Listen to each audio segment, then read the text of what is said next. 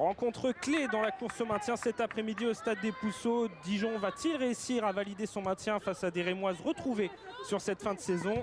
Réponse dans 90 minutes. Et la première possession, les Rémoises directement tenter de mettre du tempo, du rythme.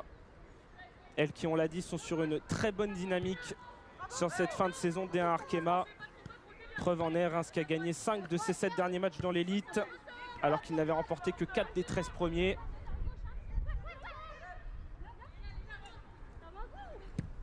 Preuve, s'il en fallait, que les joueuses d'Amandine Miquel sont en train de finir ce championnat bien plus fort qu'elles ne l'avaient commencé, un peu à l'instar de ce qui s'était passé l'an dernier déjà, où elles avaient sorti une très grosse fin de saison.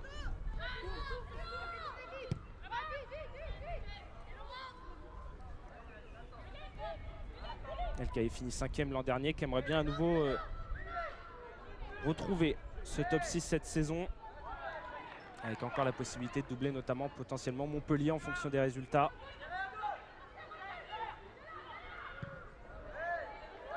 Les Stadis qui sont aussi qu'à 2 points au final de leur total de la saison dernière. Ils avaient eu 31 points en tout en 22 matchs l'an dernier. Elles en sont déjà à 29. La régularité côté rémoise.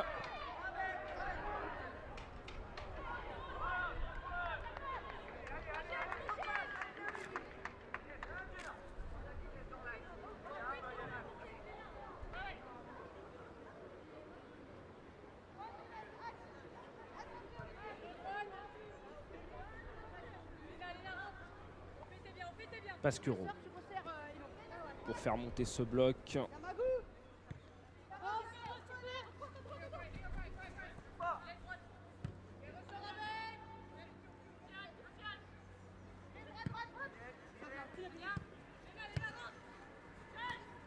C'est comme souvent patient dans ce début de rencontre et on voit déjà Dijon tenter de mettre le pressing, mais aussi le bloc dijonnais un peu plus défensif comme on l'avait dit. Avec les titularisations de 3 joueuses plutôt habituées à jouer en centrale cette saison. Volonté un peu de Christophe Forest de densifier, même si on voit Hélène Fercoq un cran plus haut, elle qui a souvent joué défenseur central, mais qui à la base était milieu de terrain. La passe mal ajustée justement de la joueuse dijonnaise.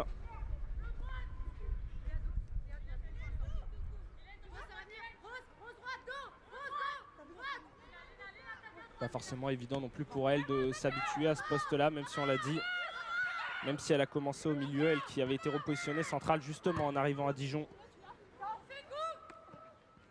Après des passages du côté de Samor où elle avait débuté en D2, mais également justement du côté de Reims, puis de Metz en D1.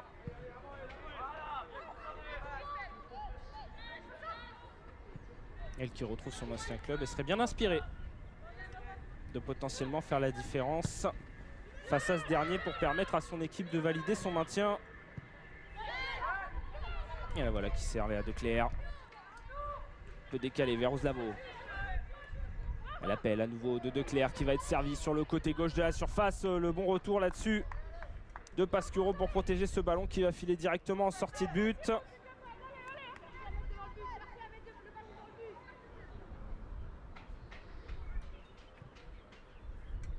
Ça va être intéressant justement d'observer aussi avec cette composition un peu plus défensive côté dijonnais comment va évoluer l'attaque notamment. Elle qui a été un gros point noir de la saison du DFCO, notamment depuis le départ de sa céréale buteuse Désirée Oparanosi en février. L'attaquante nigériane qui est partie du côté de la Chine et qui a laissé orphelin un peu le DFCO en attaque.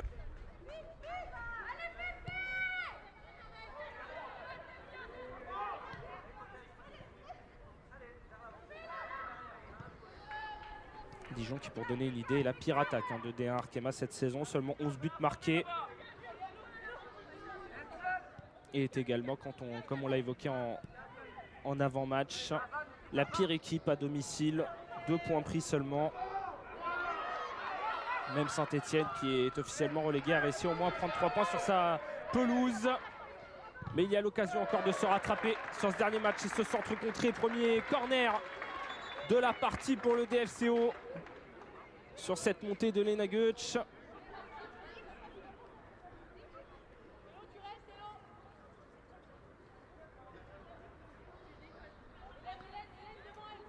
Et l'occasion de mettre potentiellement déjà un premier ballon dans la surface rémoise.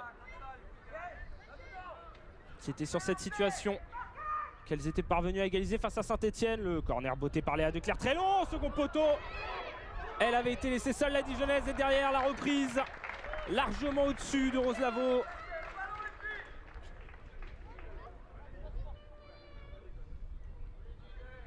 Il y avait de la place là-dessus au second poteau.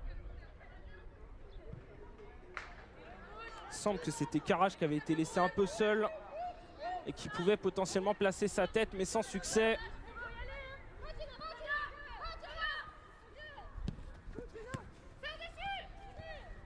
Ces phases de corner et de coup franc qui d'ailleurs seront à surveiller. On se permet d'entrer de cette rencontre. Un autre petit chiffre à avoir en tête.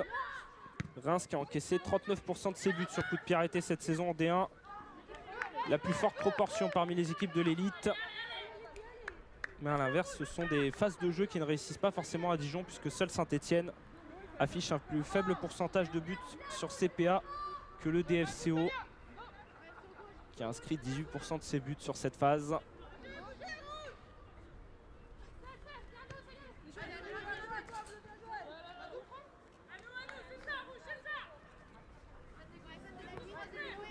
Mais dont les deux derniers buts viennent justement d'un coup de pied arrêté. C'était à Saint-Etienne, où les Dijonaises avaient été arrachées un match nul, 2 buts partout et un point précieux dans cette course au maintien très serrée.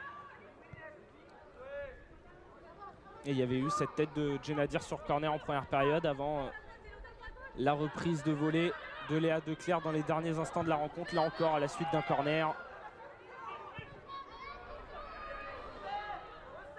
Et Reims pour peut-être réussir à faire entrer ce ballon pour la première fois du match dans cette surface du DFCO et amener le danger. Pas de corner là-dessus.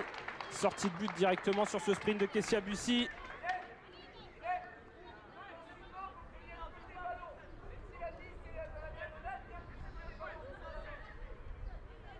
Et on a entendu directement la consigne venue du banc,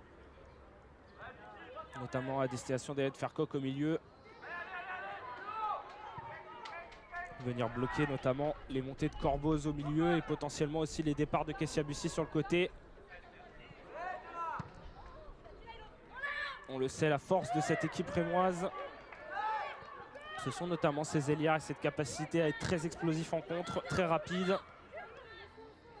Elles en sont conscientes.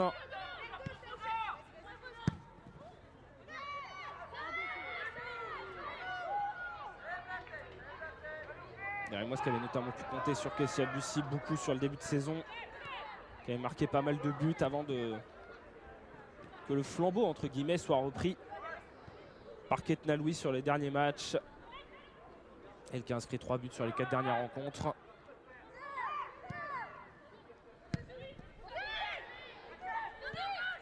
Et Vicky Béchaud pour justement l'accélération en plein cœur du jeu. Le Ketna Louis sans succès, la frappe de loin au-dessus de la cage de Litius. Jolie tentative là-dessus de Chloé Philippe qui ne s'est pas posé de questions et qui aurait pu surprendre la portière belge.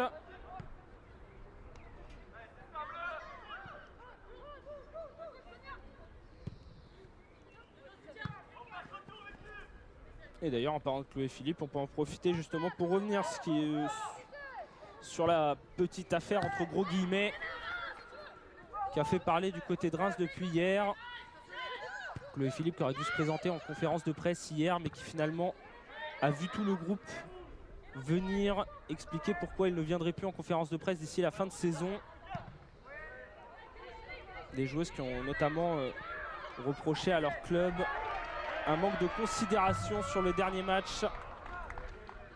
Les Rémoises qui mercredi soir affronteront le Paris Saint-Germain, mais qui ne le joueront pas du côté du stade Auguste Delaune comme ça aurait pu être le cas, mais qui le joueront sur leur terrain traditionnel d'entraînement du côté de Louis Blériot. Elles qui ont évoqué la situation, on parle notamment d'un vote interne qui avait été fait après proposition du club de jouer soit dans le grand stade, soit justement dans leur stade habituel.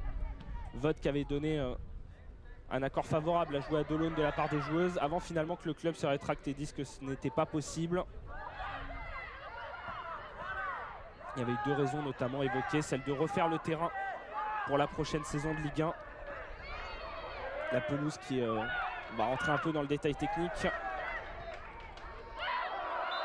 Et la faute, on va juste revenir au jeu là-dessus. La faute de Reims après ce gros enchaînement, la faute de Sonia Houchen.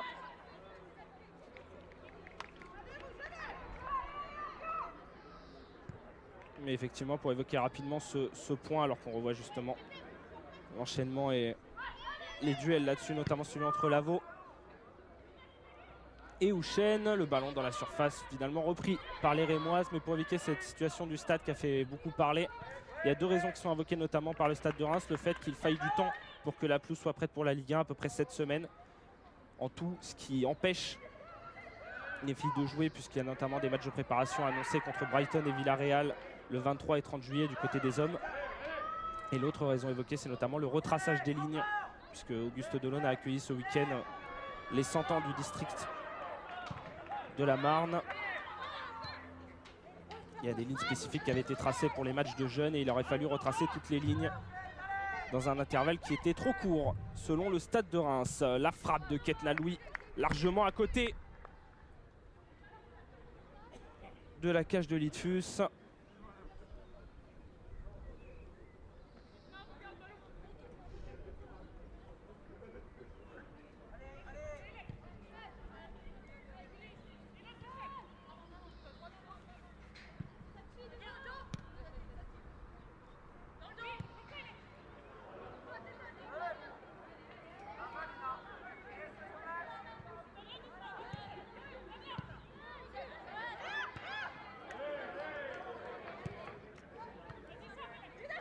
Même si on n'a pas encore d'occasion franche à se mettre sous les dents, on a quand même un début de match et 12 premières minutes assez rythmées.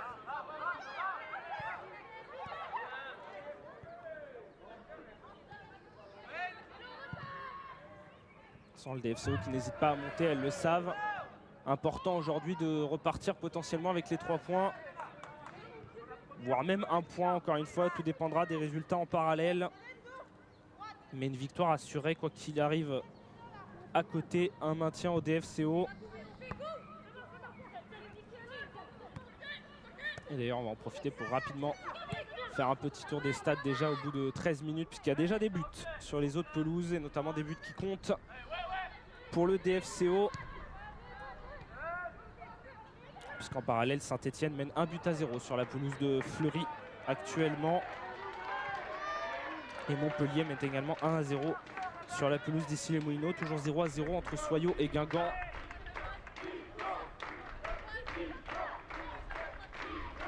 En l'état, si les résultats en restaient là, Dijon serait maintenu. Mais il reste encore beaucoup de temps cet après-midi, on le rappelle. Les 3 autres rencontres qui sont à suivre sur Foot Plus et les canaux multisports. Avant le grand match demain entre le PSG et l'OL à 21 h qui sera à suivre sur Canal+. Et pour être complet d'ailleurs sur cette 21e journée, petit rappel du match qui s'est joué hier entre Bordeaux et le Paris FC. La large victoire des Parisiennes 4-1 sur le terrain des Bordelaises. Houchen qui peut récupérer ce ballon, resservir potentiellement. Non, elle va temporiser pour centrer. Vicky Béchaud, le contrôle qui avait tenté de remettre, entrée de surface, mais l'intervention, attention, le ballon qui continue de traîner. La frappe de Ketna Louis contrée.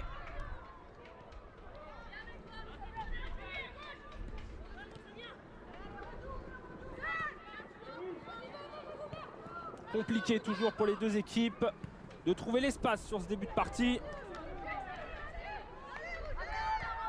Et là, celui qu'on a eu sur les autres pelouses pour que Montpellier double la mise. 2-0 désormais sur la pelouse d'ici. Voilà, comme ça on sera complet et parfaitement actualisé.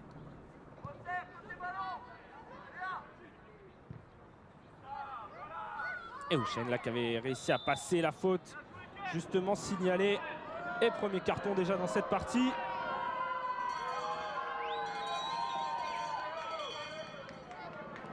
Premier carton pour Ophélie Cunet.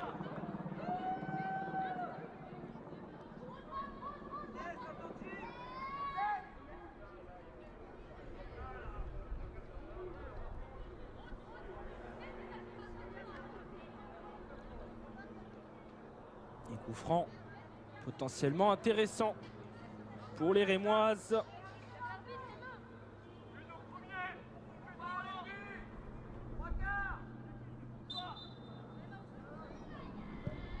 Et le coup franc en beauté très long dans la surface, la sortie de Lidfus qui ne peut que détourner ce ballon, mais la faute sifflée derrière.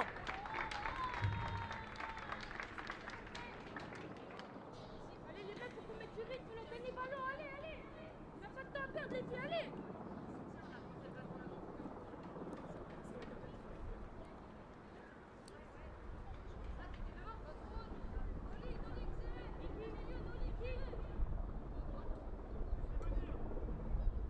Et Lidfus qui va pouvoir relancer son équipe. Portière belge qui a remplacé au pied levé Solène Durand, pour qui on a une pensée, elle qui a officialisé le fait, qui a été lourdement blessée, rupture des ligaments croisés, qui privera la portière française de l'Euro en Angleterre en juillet. Elle qui était pressentie pour être dans la liste. D'ailleurs on le rappelle aussi, la liste des 23 qui sera communiquée à lundi à 13 h et qui sera à suivre sur Infosport Plus. Solène Durand qui aurait dû en faire partie mais qui finalement va devoir regarder l'Euro depuis chez elle.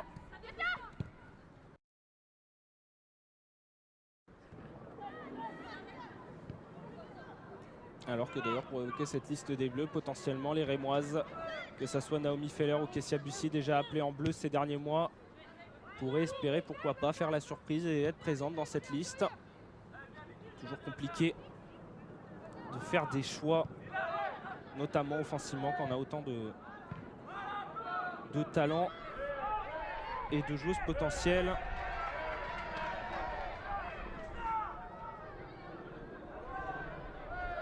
Oh, la mauvaise remise en retrait là-dessus. Rémoise de la part d'Océane Deslandes qui va venir offrir un corner à Dijon.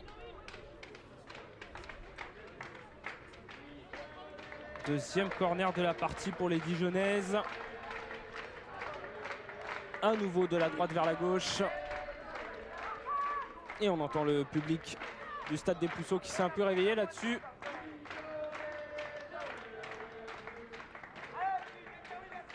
Et Léa Declercq pour le beauté, cette fois-ci très court. Le ballon au premier poteau qui a filé, mais largement au-dessus.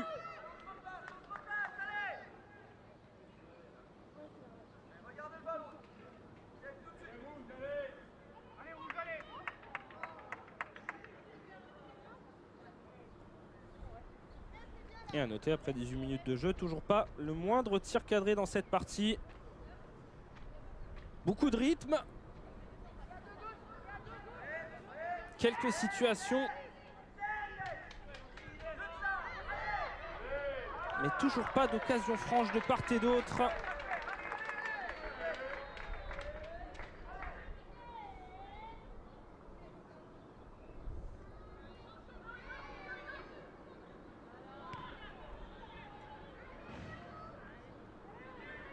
Et le ballon sur ce coup qui va cette fois être Rémois. Tenter de relancer, de ressortir et de respirer un peu.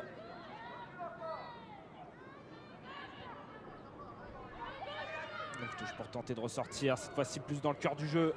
Il y a Ketna Louis qui a fait son appel à droite, il y a beaucoup d'espace là-dessus. Elle va être servie, Ketna Louis, l'interception parfaite là-dessus d'Élodie Salin qui ne s'est pas laissé dépasser. Et Corboz pour resservir, cette fois-ci c'est pour Vicky Béchot, la sortie de Lidfus au devant de l'attaquante française.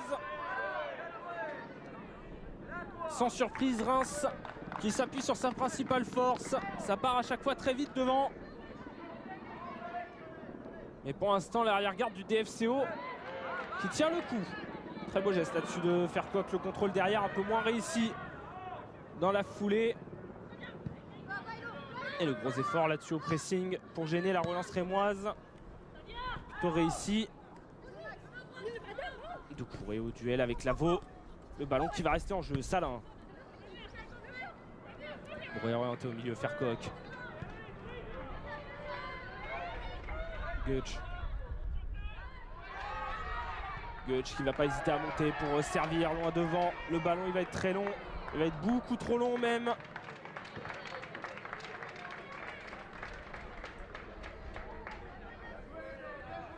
Beaucoup trop long pour Inès Barrier.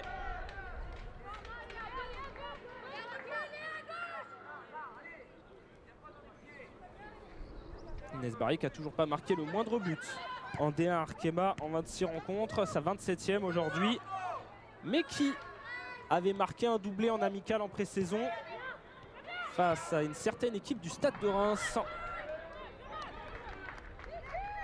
Le DFCO qui s'était imposé en août dernier 2-0 face aux Rémoises en amical.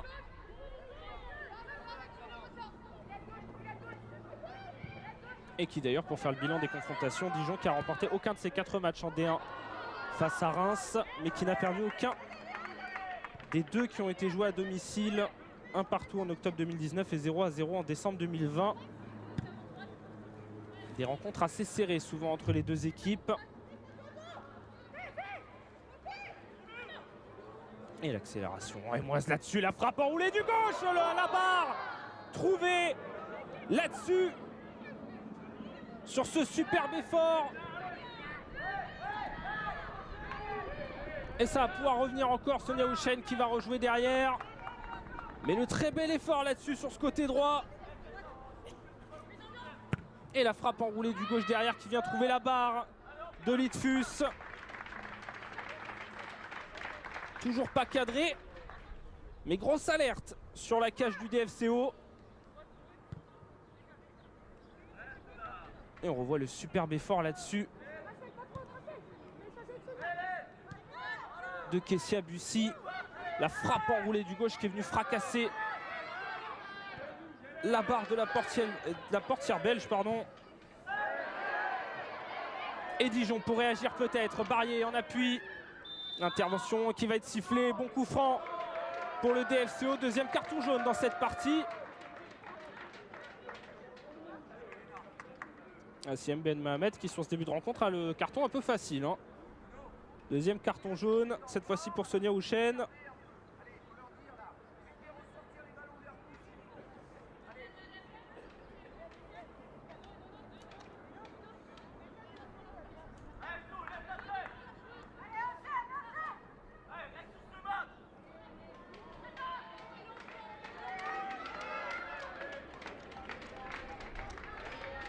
Et très bon coup franc sur ce coup pour le DFCO pour réagir directement après la barre trouvée par Kessia Bussi il y a 1 minute et potentiellement prendre l'avantage dans cette partie.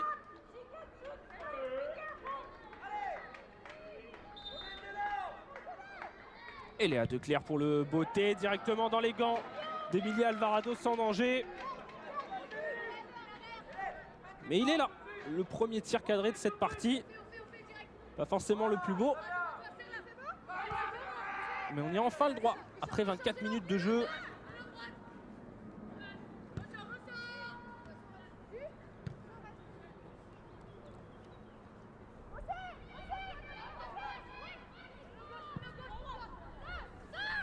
Le long ballon dans le cœur du jeu pour Corboz. Au milieu de 3 Dijonnaises et qui va parvenir à s'en sortir pour réorienter. Superbe là-dessus de la part de la capitaine rémoise, mais la bonne intervention derrière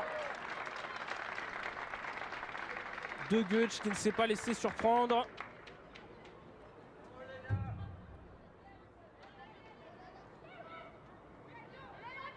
Et Maïki pour la touche. La déviation dans la surface, attention à cette tête, le ballon qui va continuer de traîner, qui va venir donner un premier corner dans cette partie pour Reims. Et on va profiter maintenant pour faire la pause fraîcheur, visiblement.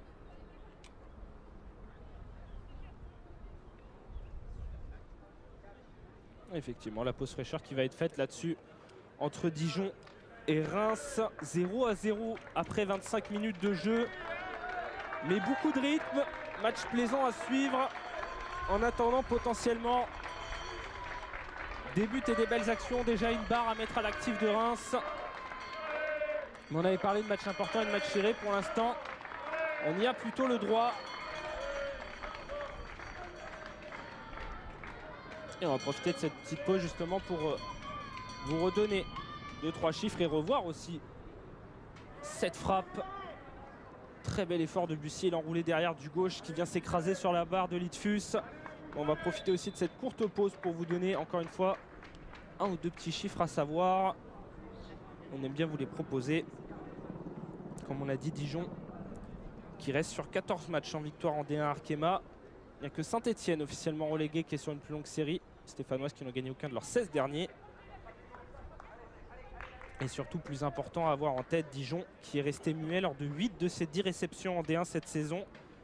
Si jamais les Dijonnaises venaient à ne pas marquer cet après-midi, elles deviendraient les premières sous la poule unique à ne pas marquer lors de 9 rencontres à domicile sur un même exercice. Sans doute les joueuses de Christophe Forest voudraient s'éviter ce triste record. Mais comme on l'a dit, l'attaque du DFCO qui a du mal, depuis le départ notamment, de Désiré Oparanosi cet hiver. Le corner pour un, c'est pour Corboz. Très long, second poteau dans les gants de Lisa Litfus qui ne s'est pas laissé surprendre.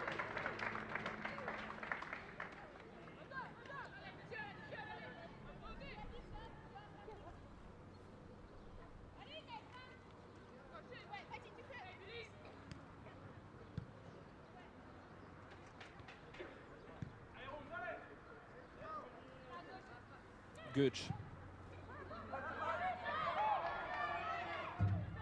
Le long ballon qui va être beaucoup trop long là-dessus pour servir Inès Barrier.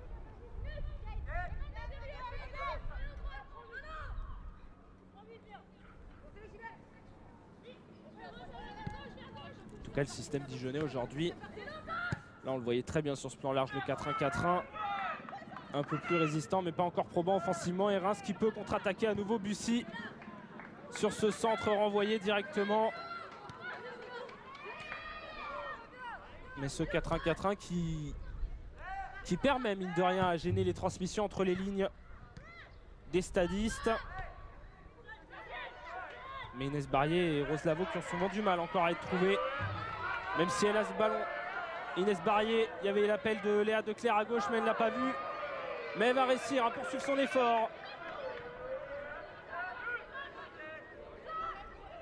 Le décalage côté droit, le centre dans la surface vers Léa Declercq qui avait tenté de contrôler ce ballon. Elle va pouvoir se repositionner. Et la frappe du gauche de Léa Declercq sur ce centre qui va venir donner l'avantage au DFCO.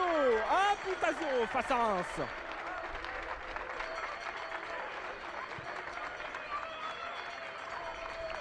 Encore une fois, la preuve par l'image et par la réalisation. Le théorème du commentateur, il aura suffi de parler des difficultés offensives de Dijon pour voir Léa Declercq sur ce centre réussir à reprendre ce ballon et placer cette frappe du gauche. Alvarado qui à bout portant ne peut rien faire. Le très bon centre là-dessus de Tirishkina à destination de la Dijonnaise. Le ballon qui a été touché, à voir si c'était par un bras dijonnais ou rémois. Mais le jeu qui s'est poursuivi. Et Declercq qui a pu faire la différence là-dessus.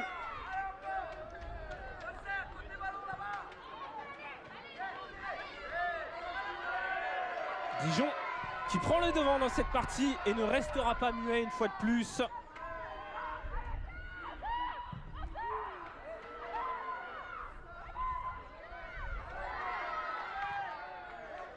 Et le DFCO qui va continuer de pousser. Léa Declercq qui au passage sauve son 3e but cette saison. Avec Dijon en D1. Elle qui avait marqué sur le terrain d'Issy Mouinois la 2e journée. Et puis on l'a évoqué un peu plus tôt, ce but à Saint-Etienne à la 90e, cette volée comme elle venait qui avait permis d'arracher ce petit point sur la pelouse des Stéphanoises. C'est elle, la joueuse de 27 ans, qui vient ouvrir la marque pour son équipe. Pour son 144e match en D1 Arkema. Ce but qui vient au meilleur des moments pour les Dijonnaises. On sentait que Reims commençait à montrer un peu plus les dents, à se montrer un peu plus offensive. Mais le DFCO qui est sorti de sa boîte au meilleur moment sur ce centre de Tirishkina. Elle aussi qui a été pas mal absente cette saison, notamment pour cause de blessures, la milieu russe.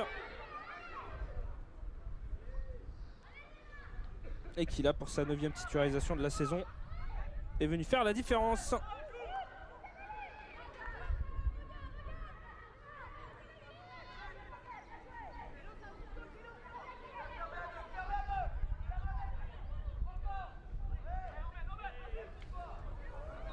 venir offrir en tout cas la passe décisive à Léa Declercq qui a fait la différence. Et Reims qui a tenté de réagir dans la foulée. Ce ballon qui va rester aux abords de la surface dijonnaise et dans la moitié de terrain dijonnaise.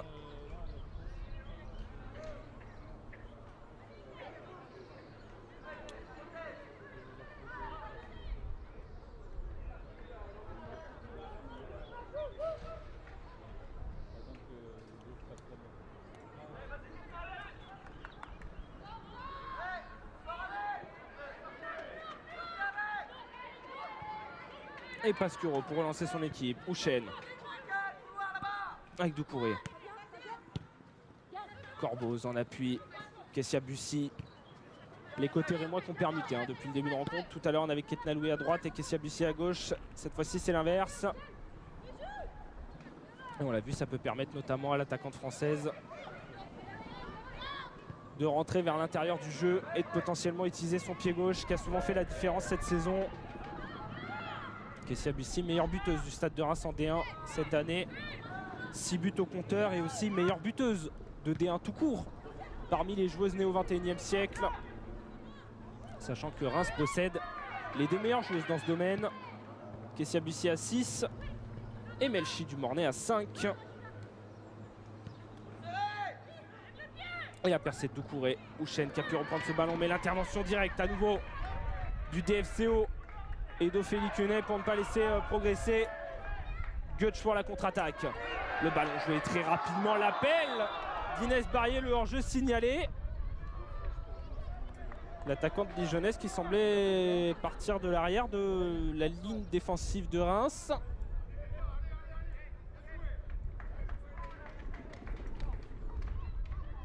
Et premier hors-jeu de cette partie pour le DFCO.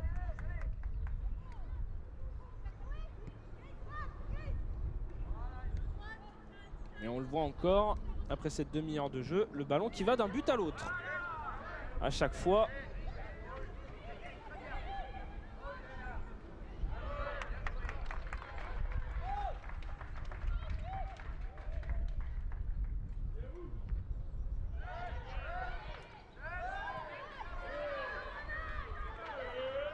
Et à niveau Dijon, pour tenter de pousser Declercq qui décale vers Lavaux. Rose Lavaux qui revient vers l'intérieur du jeu pour resservir Declercq. L'appui, mais l'intervention de Doucouré qui avait suivi derrière.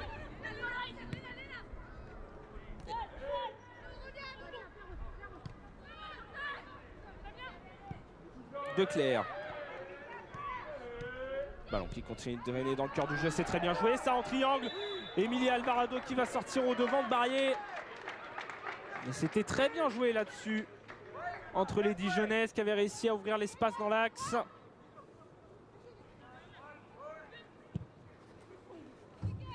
Océane Deslandes en compagnie de Julie Pasquero dans la centrale rémoise qui ne vit pas forcément ce match le plus facile pour l'instant. Elle qui fête son 50e match en D1 Arkema dans sa carrière. Oh, super geste encore une fois de Rose Lavaux là-dessus pour éliminer son vis-à-vis. On a eu le droit à quelques beaux gestes techniques pour l'instant dans cet après-midi. Et une mauvaise transmission derrière, la faute qui va être signalée en faveur de Dijon. Vraiment très plaisant du jeu. Peu de fautes mine de rien sur cette première période. Seulement 5 au total, 3 pour Reims, 2 pour Dijon.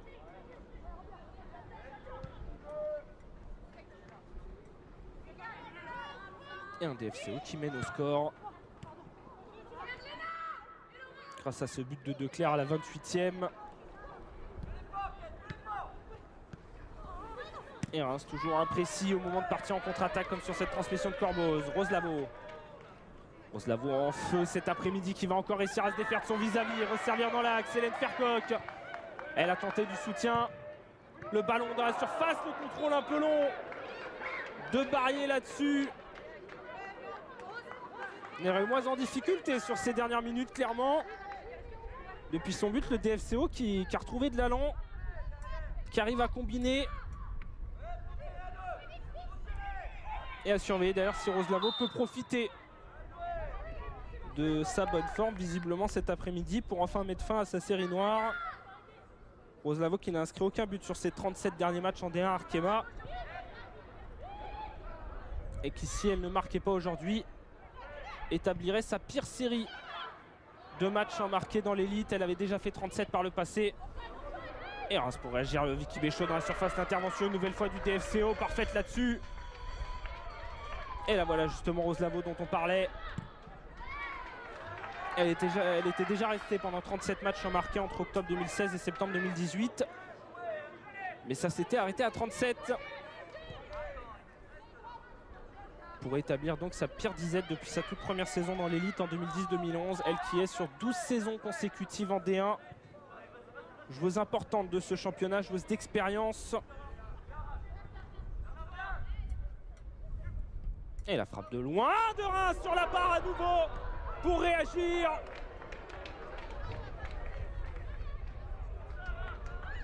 Alors qu'on parlait du DFCO, les Rémoises qui sont là, qui tentent de faire la différence, mais une nouvelle fois la barre trouvée là-dessus. Le jeu qui va pouvoir se poursuivre. Doucouré. Le centre dans la surface, Vicky Béchaud qui peut se retourner. La frappe contrée qui va revenir. Sonia Houchen pour tenter la roulette. Et l'intervention à nouveau. Carrage qui dégage très loin. On s'est passé tout près encore sur ce coup. La barre qui avait été trouvée par les stadistes à nouveau.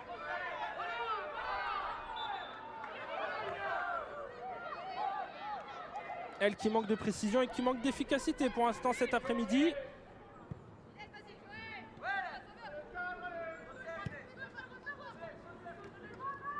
Doucouré. Le centre dans la surface dégagé à nouveau cette fois-ci, ça sera corner pour les Rémoises. 4e corner de la partie, le 2e pour Reims.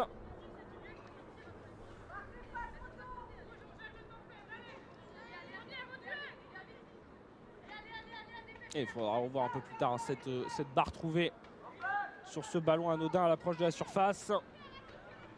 Et pour l'instant, on va suivre ce corner. Beauté par Corboz vers le point de pénalty. Le ballon qui traîne. Attention, le cafouillage et le dégagement du DFCO pour respirer. Mais Maï quitte pour remettre tout de suite ce ballon à l'approche de la surface. Le ballon vers Doucouré. Pasquereau pour allonger devant. Ballon un peu mal ajusté pour Bussy, mais ça va être repris derrière. Houchen qui était monté pour venir aider. L'intervention manquée. Là-dessus, il va y avoir de l'espace sur ce côté gauche pour Kebnaloui. Le tir contré de l'Haïtienne. C'est en train de chauffer très très fort là sur la cage du DFCO. Après que ça ait chauffé sur la cage d'Alvarado les quelques minutes d'avant.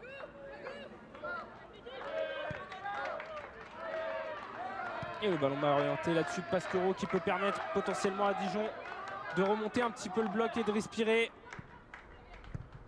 De Claire au duel avec Pasquereau, le ballon qui va rester en jeu. Le mauvais contrôle par contre là-dessus de Barrier.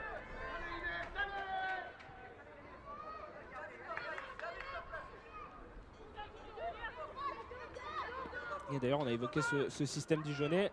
Joueuse qu'on ne voit pas beaucoup mine de rien sur ce début de rencontre. On a beaucoup vu Barrier, Lavaux. Bon, on ne voit pas forcément beaucoup de Genadir. Elle qui avait été buteuse à l'aller, qui avait inscrit le but de l'égalisation. Et qui avait plutôt été en forme sur ses derniers matchs.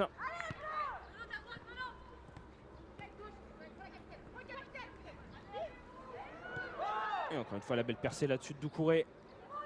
Pour permettre de remonter Béchaud. Le centre dans la surface, la tentative de ciseaux. Comme elle venait. Et c'est passé côté gauche, le centre détourné par Litfus. La tête rémoise qui a passé à côté. Béchaud qui tente de récupérer. Et Bussy pour tenter sa chance du droit à côté cette fois-ci. Mais Reims qui pousse très très fort là sur ces dernières minutes.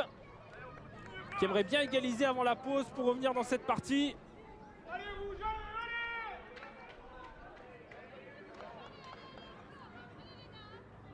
Et on va revoir sans doute la frappe sur la barre de Corboz. Superbe inspiration là-dessus de la capitaine rémoise. Qui a bien failli marquer de l'extérieur de la surface comme elle a déjà eu l'habitude cette saison. Elle qui a 4 buts au compteur, 2 pénaltys 2 frappes hors surface.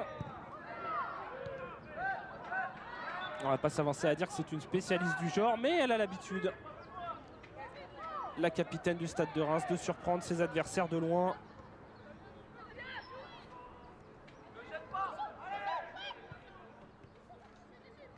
Et les stadistes encore à l'attaque. Mais Declercq pour potentiellement relancer, permettre à son équipe de respirer un peu. Le gros pressing, là Raymond on le voit.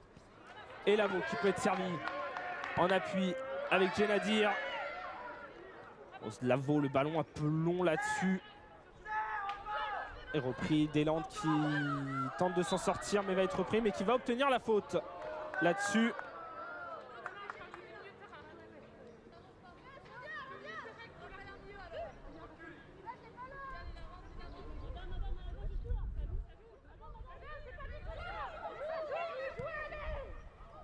Et joueuse qui se plaignait que la faute, le coup franc rapide en tout cas, n'avait pas été joué là où avait été la faute.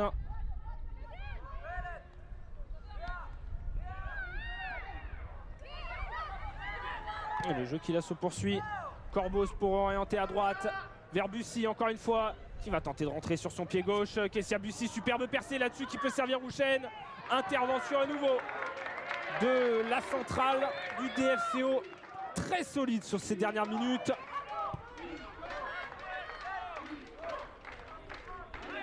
Là, depuis quelques minutes, la physionomie a clairement changé. On est clairement dans une équipe de Dijon en contre-attaque, avec notamment Rose Lavaux et Genadir qui tentent de remonter ce ballon à chaque fois. Et des Rémoises qui ont beaucoup d'espace, notamment sur ce côté droit d'Elodie Salin. Kessia Bussy qui encore une fois peut rentrer, l'enrouler du gauche et la tête de Carrage pour dégager ce ballon. Et à nouveau Lena Götz qui ne lâche pas son vis-à-vis pour mettre ce ballon en touche.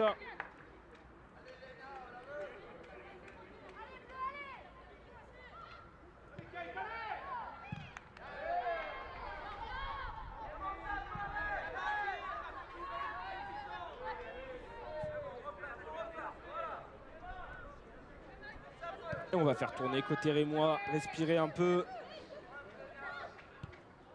Alors que l'on s'approche tout doucement de la pause. 1-0 après 43 minutes de jeu. Si vous ne l'avez pas suivi, but de Léa Declercq à la 28e minute. Qui permet pour l'instant au DFCO d'être provisoirement maintenu en D1 Arkema une saison de plus. Et surtout de mettre fin à cette série de 14 matchs en victoire potentiellement. Même si Reims est encore loin d'avoir dit son dernier mot. Kessia Bussy qui va poursuivre sa percée. Le centre à nouveau repoussé par la centrale dijonnaise. Houchen. Le centre tendu encore une fois, cette fois-ci entrée de surface. Ballon beaucoup trop long là-dessus. Et la tentative de loin de Pasquero sur la barre. Et Ketnaloui qui a suivi. Reims qui égalise là-dessus. Quelle inspiration de Pasquero sur cette frappe de loin. Et Ketnaloui pour terminer un peu partout. 44e minute.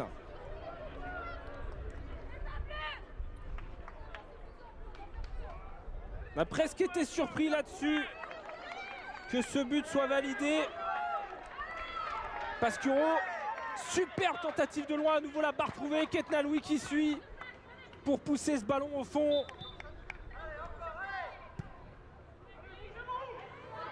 Et premier tir cadré pour les Rémoises. Premier but dans cette partie. Et Reims qui continue de pousser l'intervention. Attention, la faute là-dessus qui va être signalée. Logiquement, Tereshkina qui a laissé traîner son pied sur cette percée d'Houchen. Et Reims qui poussait très très fort sur ces dernières minutes et qui est récompensé par ce but. Inspiration géniale hein, de la défenseur centrale Julie Pasquero. À près de 30 mètres, qui vient placer ce boulet de canon à nouveau sur la barre de Litfus. La troisième barre dans cette rencontre pour le Stade de Reims. Et derrière Ketnaloui qui avait suivi.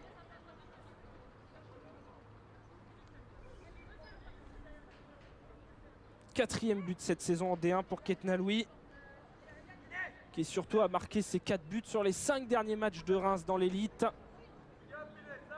La Haïtienne en pleine forme. sur cette fin de saison après avoir été longtemps absente sur la première partie.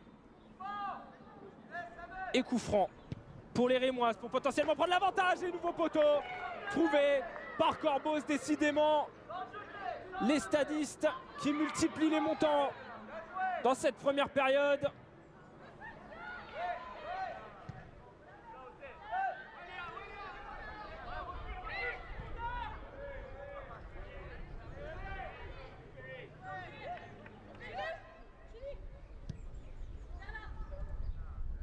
Et potentiellement dernière occasion pour les Rémoises avant la pause.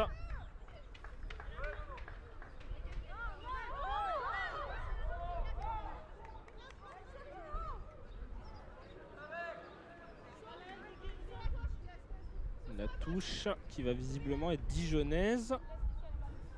Ou pour Reims. Elle va être dijonnaise. Les Rémoises qui s'y attendaient justement à l'obtenir. Elle va être pour Elodie Salin.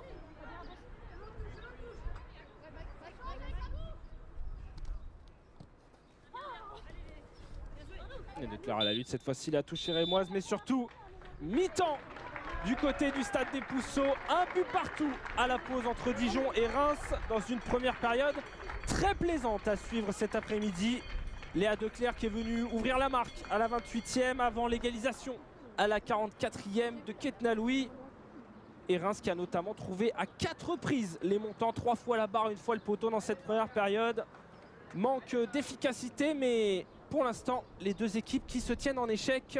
Et Dijon qui va devoir à nouveau marquer et prendre l'avantage s'il veut à tout prix valider son maintien sans avoir besoin de regarder sur les autres pelouses. Et c'est reparti dans ce second acte. 45 minutes encore pour le DFCO pour marquer, 45 minutes pour gagner, 45 minutes pour assurer son maintien en D1 Arkema une année de plus face à des Rémoises qui, elles, veulent continuer à finir sur une bonne série cette saison dans l'élite. Et le premier ballon joué très long par Tereshkina directement vers Barrier. On va rentrer tout doucement, un peu dans le même rythme. En tout cas, on l'espère, et le même scénario qu'en première période.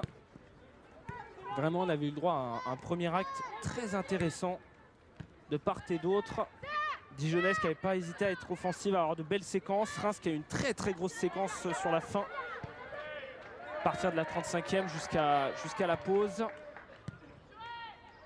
Vraiment très intéressant à voir cette opposition entre les joueuses d'Amandine Miquel et de Christophe Forest. Et première faute dans ce second acte pour Reims.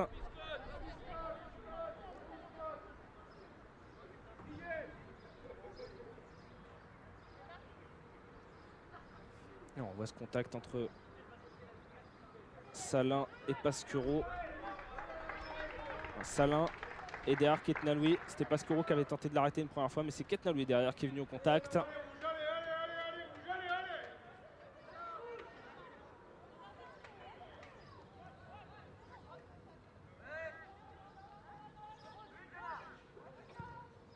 Et Dijon avec le ballon pour tenter à nouveau de reprendre l'avantage. Les Dijonnaises qui avaient fait le plus dur en ouvrant la marque à la 28e. Mais on l'a dit sur sa grosse séquence, Reims qui est parvenu à revenir à égaliser et qui était même tout proche de doubler la mise. D'ailleurs, on a fait le compte des buteuses, on n'a pas forcément fait le compte des poteaux dans cette rencontre. Bussy qui avait trouvé la barre à la 22e sur une magnifique frappe du gauche enroulé. Corboz à la 37e sur une frappe à la limite de l'entrée de la surface. Et derrière, il y avait eu la barre de Julie Pasquereau sur un missile de 30 mètres suivi par Ketna Louis justement pour égaliser dans cette partie. Et juste avant la pause sur coup franc, Corboz, encore elle, est venue trouver le poteau de Litfus.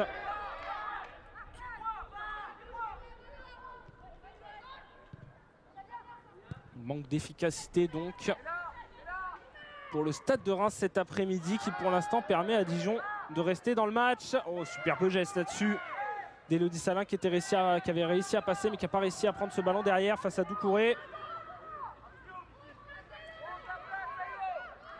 Quand on parlait de matchs plaisants à suivre, c'est aussi là-dessus, plus que des occasions ou du rythme. On a aussi vu de très beaux gestes techniques avec une Rose Lavaux en forme, une Sonia Houchen en forme aussi. Même Hélène Fercoq dans ce 4-1-4-1 en position entre la ligne défensive et la ligne du milieu a été intéressante. Et la petite faute signalée là-dessus de Chloé Philippe sur Declercq, qui va venir donner un bon coup franc dans cette seconde période pour le DFCO.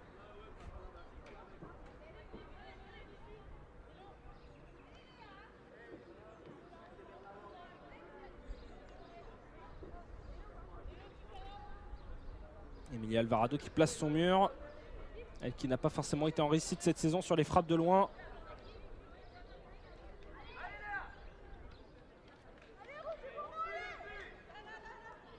Il y a Declercq qui va venir replacer son ballon pour ce coup franc qu'elle va sans doute tenter de botter directement pour surprendre la portière mexicaine. Il y a aussi du monde dans la surface pour potentiellement reprendre le ballon. Declercq pour tirer directement dans la lucarne d'Alvarado. Il suffisait d'en parler. Ce coup franc, il est superbe de la part de Léa Declercq pour venir redonner l'avantage au DFCO. 2-5, 50e minute.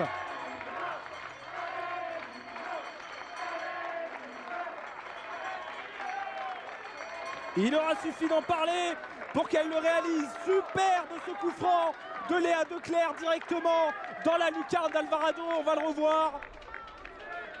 Super moment frappé. Rien à dire là-dessus. Et c'est encore elle qui vient marquer, s'offrir un doublé dans cette partie. Et surtout permettre au DFCO de reprendre les devants et de mener à nouveau dans ce match. Mais rien à dire là-dessus, ce coup franc magnifiquement placé. Et Reims pourra agir directement avec cette percée de Mayikit qui va revenir dans le cœur du jeu.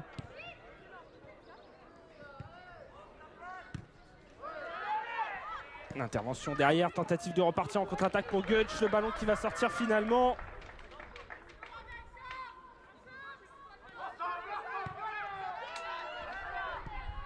Et pour retrouver trace d'un doublé de Léa Declercq dans un match de D1 Arkema, il faut remonter un peu en décembre 2018. On va suivre tout de même cette action avant de évoquer les différents points. Dégagement derrière de Dijon. Mais Declercq qui effectivement n'avait plus marqué un doublé en D1 Arkema depuis le 15 décembre 2018 sur le terrain de Soyaux lors d'une défaite 4-2 de Dijon. Près de 3 ans et demi donc qu'elle n'avait pas inscrit de doublé.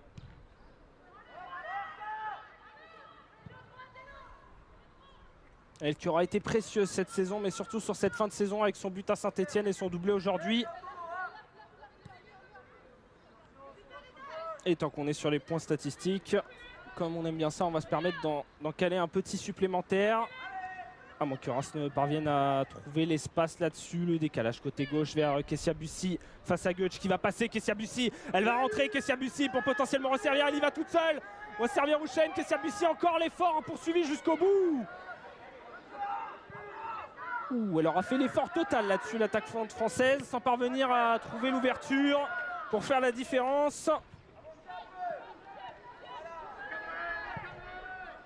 Et le long ballon à nouveau dans la surface, la thèse pour revenir vers Mayikit, le bloc rémois placé très haut sur ces dernières minutes. Et enfin Dijon qui va réussir à reposer un peu le pied sur le ballon avec Roselavo. Et la mauvaise relance, attention Chloé Philippe qui peut en profiter. Ketna Louis.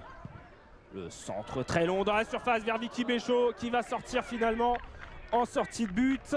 Et on va pouvoir vous la donner, cette petit chiffre, petite stat. Reims qui avant cette journée avait encaissé 25% de ses buts à la suite d'un tir hors de la surface en D1 Arkema cette saison. Plus forte proportion parmi les équipes de l'élite, alors que Dijon avait lui marqué 27% de ses buts depuis l'extérieur de la surface. Plus forte proportion également. Les deux équipes qui ont validé entre guillemets ce chiffre avec ce coup franc de Léa Declercq. Et d'ailleurs on va permettre d'en rajouter un autre. C'est Dijon qui avant cette journée avait chacun encaissé 3 coups francs directs en D1 Arkema cette saison. Il y a eu 7 coups francs directs marqués en tout cette année. 6 ont été pour Reims et Dijon, 3 chacun. Et donc désormais on en a 8, sous réserve qu'il n'y en ait pas eu sur les autres pelouses. Donc 4 encaissés par les Rémoises, la moitié.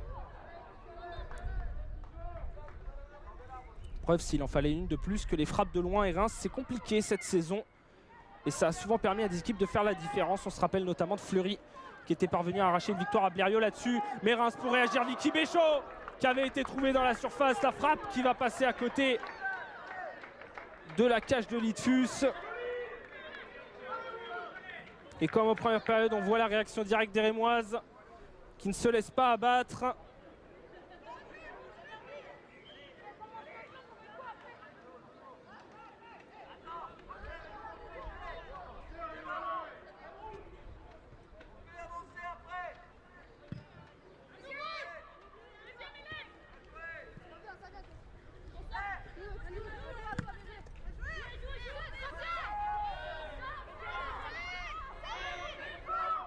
En tout cas, si vous vous êtes posé devant ce match cet après-midi, vous ne vous êtes pas trompé.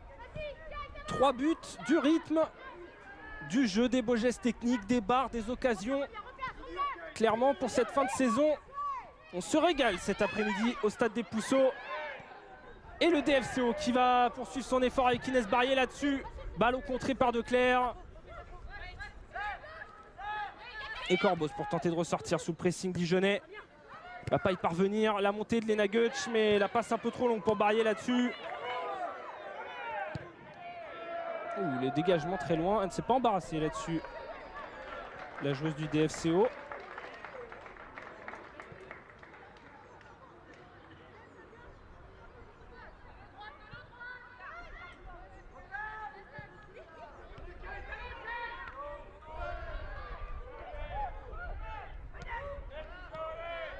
Et Dijon encore pour faire l'effort, pour pousser et pour retrouver dans la surface. Attention à ne pas se gêner là-dessus, leur jeu signalé.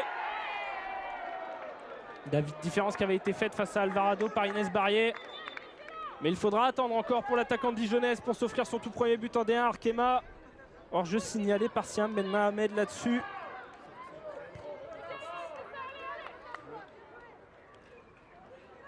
Alors que se prépare côté rémois. Premier changement dans cette partie pour justement réagir et apporter un peu plus d'allant. On le voit tout au fond de votre écran. Ketna Louis qui va céder sa place à Melchi du Mornay.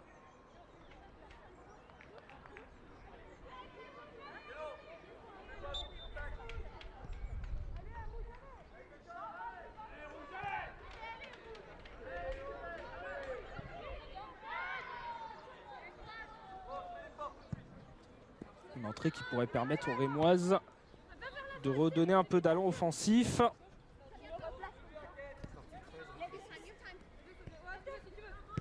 Elles qui ont du mal sur cette seconde période à imprimer leur rythme, même si on voit qu'elles continuent de pousser. Coup franc de Declercq qui a vraiment revigoré Dijon, tout comme son but avait clairement revigoré le DFCO en première période. Elle qui est en train de faire mentir la difficulté offensive des Dijonnaises cette saison. Et au final, le nouveau système tenté par Christophe Forest cet après-midi. Avec encore, on va le rappeler, mais ce 4-1-4-1 avec Hélène Fercoq placée entre la ligne défensive et offensive et Inès Barrier en pointe. Qui pour l'instant est en train de faire ses preuves face à Reims. Même s'il reste encore un peu plus d'une demi-heure et que les Rémoises aiment les fins de rencontre à suspense. Mais Dijon aussi, autant dire qu'il y a encore moyen de se régaler un peu cet après-midi.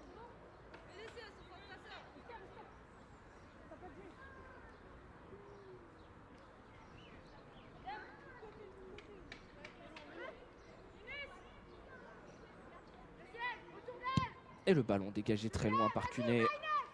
Pas posé de questions. Tentative de contrôle. Mais intervention de Maïkit. La touche pour Dijon. Et pour Lena Goetsch.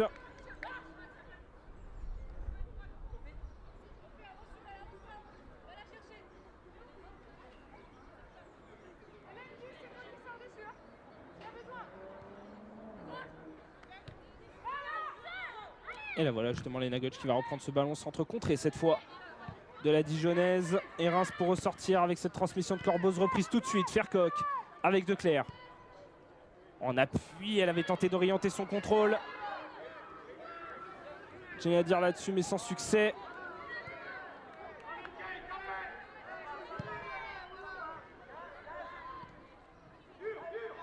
Et oh, le beau geste là-dessus, la faute signalée justement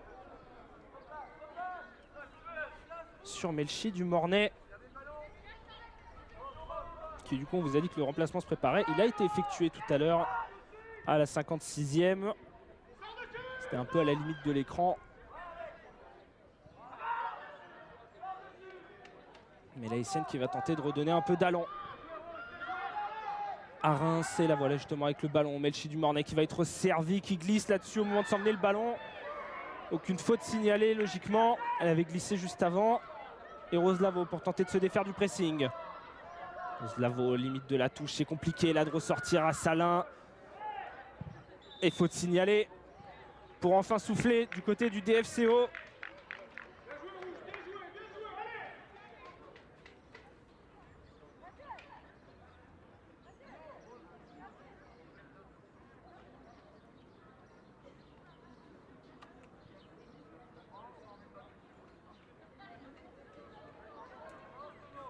Et les Dijonnaises en discussion. Elodie Salin, Noémie Carrage. Et aussi Ophélie Cunet qui, comme on l'a dit, n'était pas titulaire au dernier match, mais là s'est invitée dans la centrale. Elle qui joue peut-être son dernier match à domicile avec Dijon en D1 Arkema. Et la contre-attaque pour les Dijonnaises et Inès Barrier, qui ne parvient pas à resservir Léa Declerc, mais la tentative de loin, on a parlé de ses frappes de loin, elle a pris sa chance là-dessus. Inès Barrier justement, le long ballon à la base qui était pour Jane Adir, pardon. Elle a confondu les deux dans la précipitation. Mais Ophélie Cunet, effectivement, juste avant dont on parlait, elle qui joue peut-être son dernier match à domicile en D1 Arkema avec Dijon. C'est en tout cas ce qui se dit potentiellement.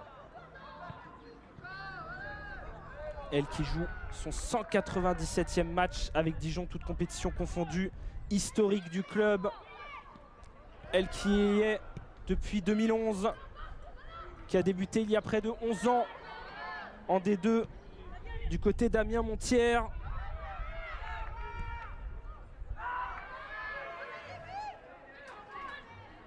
Et pour qui ce serait un beau cadeau de finir potentiellement à domicile sur un succès après en avoir été tant privé cette saison.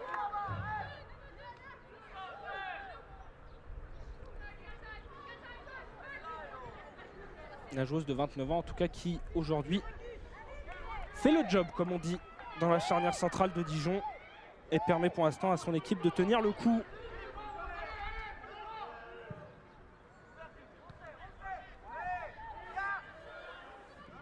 Et la sortie de Lidfus. Ballon bien protégé là-dessus par Carrage, mais ne se laisse pas surprendre. La portière belge à l'affût, alors que le rythme redescend un tout petit peu.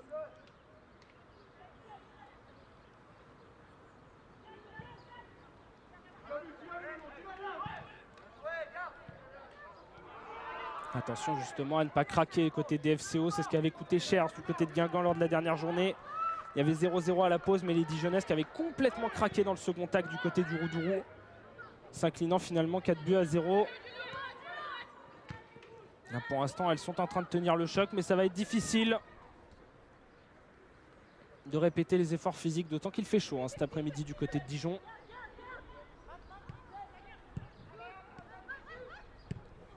Mais pour l'instant, ça tient le choc face à la ligne offensive rémoise,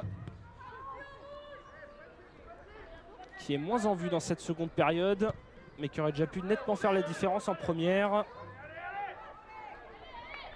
On le rappelle encore une fois, les Rémoises qui ont trouvé 4 fois les montants en première période. Autant dire que si on cherchait dans l'histoire, je pense qu'il ne devait pas y en avoir beaucoup des équipes à toucher 4 fois les montants sur un premier acte en D1. Bussy, elle justement qui avait trouvé la barre en première, le centre contré. Barrier qui est venu aider défensivement et qui va tenter de ressortir ce ballon. Intervention parfaite derrière de Maïkit.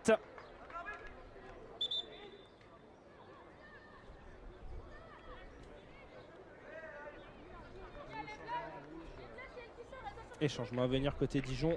L'entrée de Stephen en lieu et place de la double buteuse Léa Declerc, que l'on voit sortir péniblement, qui prend son temps là-dessus et qui va sortir sous les applaudissements du stade des Pousseaux.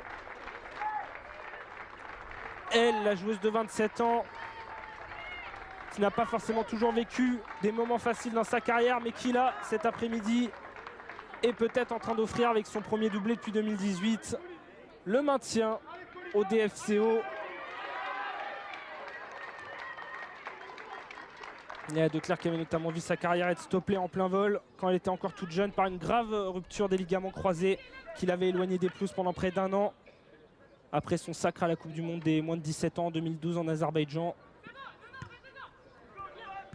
Avant derrière de se relancer du côté du Paris Saint-Germain, du Paris FC, d'être placé en défense puis au milieu et d'atterrir à l'été 2018 du côté de Dijon où elle avait sorti une première grosse saison avant tout doucement de baisser un peu en rythme. C'est elle qui s'est réveillée sur cette fin de saison pour peut-être rapprocher Dijon du maintien. Mais Reims qui continue de pousser le centre de Kessia Bussy. À nouveau, dégagement défensif des Dijonnaises. Et de Tirichkina là-dessus.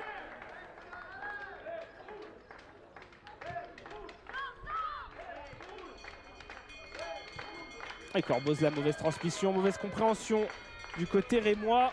Et toujours l'imprécision. Alors ça sera une touche du coup à la limite du poteau de corner pour Lena Goetsch.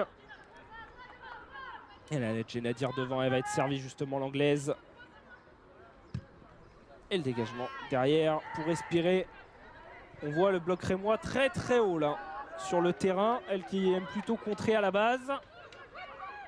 Là, c'est elles qui sont obligées de monter, obligées d'être agressives au pressing, obligées d'aller chercher les Dijonnaises pour revenir dans cette partie.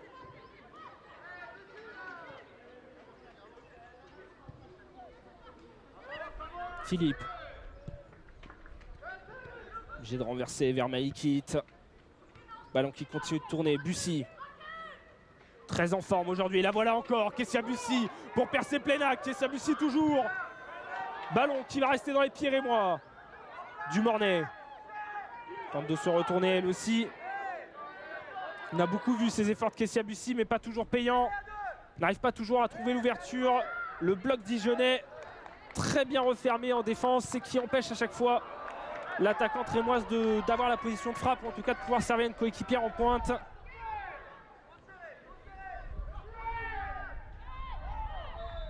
Mais Kessia Bussy qui se montre avant justement ce dont on a parlé en première période, la liste de l'équipe de France pour l'Euro 2022 en Angleterre qui sera à suivre lundi à 13 h sur les antennes d'Infosport Plus. Et où Kessia Bussy pourrait, pourquoi pas, en faire partie, une petite surprise dans cette liste des 23. Elle qui avait déjà été appelée, tout comme sa coéquipière Naomi Feller, qui est présente sur le banc aujourd'hui. Elle qui avait été un peu éloignée des plus sur cette fin de saison suite à une lésion musculaire. Elle est sur le banc pour ce match. Au contraire notamment de Grace Rapp qui est saison terminée pour la milieu de terrain après une fracture du métatarse. Et absence également de Melike Pekel, toujours avec des problèmes au genou. Coup franc pour Reims repoussé par Dijon sans problème. Qui on le voit à chaque fois tente d'accélérer pour tenter d'enclencher cette contre-attaque. On a vraiment eu une inversion du jeu là sur cette seconde période depuis le coup franc de Declercq. Dijon qui est en totale position de contre-attaque à chaque fois. Et ballon qui va filer en sortie de but. On voit l'effort de Corboz pour rendre ce ballon rapidement à Litfus. Elles ne veulent plus perdre du temps les Rémoises.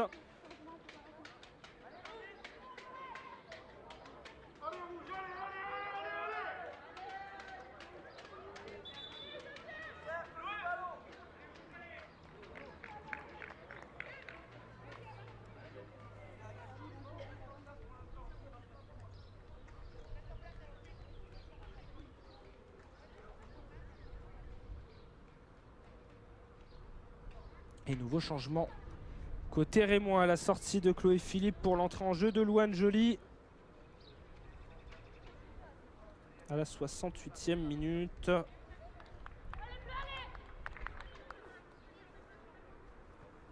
Tenter d'apporter un peu plus de vitesse, de dynamisme dans ce milieu rémois. Et dans cette équipe même du Stade de Reims. Beaucoup plus discrète sur cette seconde période vraiment. D'ailleurs assez intéressant de voir qu'on est passé d'un premier acte où on avait 9 frappes côté rémois et 4 côté dijonnais avec beaucoup de rythme et notamment des poteaux côté rémois à un second acte où pour l'instant à la 69e minute. On n'a qu'une seule frappe de chaque côté.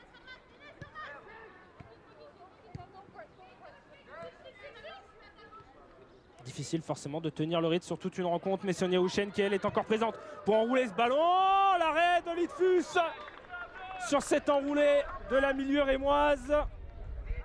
Et il est là, le premier tir cadré de la seconde période pour Reims, qui veut jouer rapidement ce corner.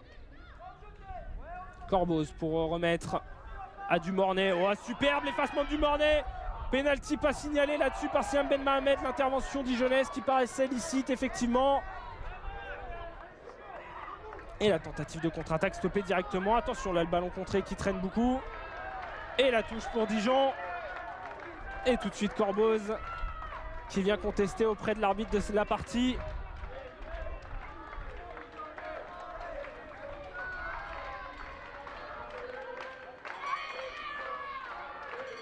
Dumornay qui est tombé dans la surface effectivement, mais il a Dijonnaise qui avait l'air d'être sur le ballon. On va profiter que cette touche soit près des bancs pour justement faire cette pause fraîcheur de la seconde période. Que les 22 joueuses récupèrent avant ces 20 dernières minutes qui s'annoncent extrêmement tendues. Dijon qui pour l'instant tient le bon bout, tient son maintien et tient surtout une victoire qui mettrait fin à 14 matchs consécutifs sans victoire dans l'élite. Alors qu'on revoit la percée d'Houchen juste avant cette pause fraîcheur, la milieu rémoise qui ne s'est pas posé de questions et le petit enroulé repoussé par Litfus.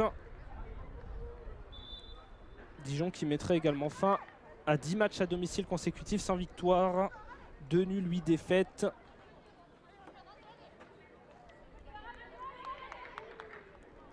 Et on profite de cette petite pause fraîcheur pour faire un point rapide sur les autres pelouses. Côté de Fleury, de partout entre Fleury et Saint-Etienne alors que les Stéphanoises menaient 2-0 à la pause. Du côté d'Issy-les-Moulineaux, 4-2 désormais pour Montpellier, ici qui vient de réduire le score. Et Soyaux, Guingamp, les Sogel-Diciennes qui viennent de marquer et qui mènent 1-0 face aux Guingampaises. But précieux dans la lutte pour le maintien. En l'état des scores, sauf si elle venait à s'incliner ou à faire match nul, Dijon serait maintenu. Puisqu'avec le but de Soyaux, on aurait ici 10e avec 13 points, Soyaux 11e avec 13 points et Dijon donc 9e avec 17 points. Si on reste avec les résultats actuels, les Dijonnaises qui conserveraient leurs 4 points d'avance sur Soyaux. L'égalisation rémoise qui viendrait donc annuler leur maintien en D1 Arkema. Il faudrait alors attendre à la toute dernière journée. Et ce déplacement sur le terrain du Paris FC. Un match qui d'ailleurs, pour information, ne se jouera pas dans le traditionnel stade Robert Bobin de Bondoufle, ni au stade Charletti. Exceptionnellement, ce match mercredi soir qui se jouera à Créteil, du côté du stade Dominique Duvauchel. Stade Charletti et Bondoufle n'étant pas disponible pour le Paris FC.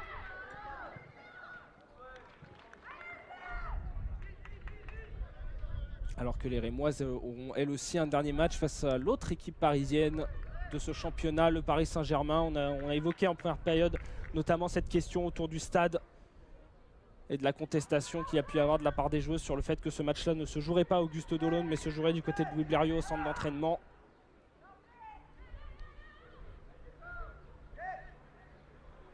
Et le stade de Reims dont on parle, qui va tenter d'égaliser sur ce corner de Corboz. Très long, second poteau, la tête de Dumornay pour égaliser et permettre à Reims de revenir dans la partie. 2 buts partout. 73e minute.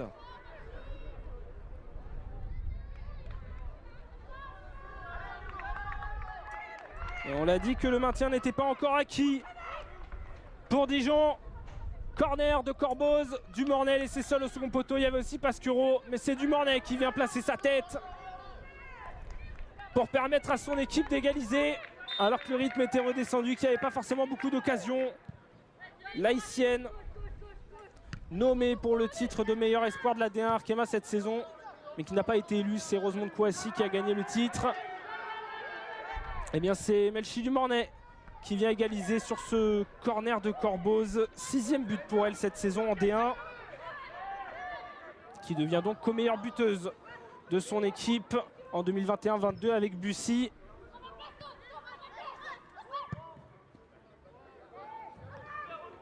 Entrée en jeu, encore une fois gagnante pour elle.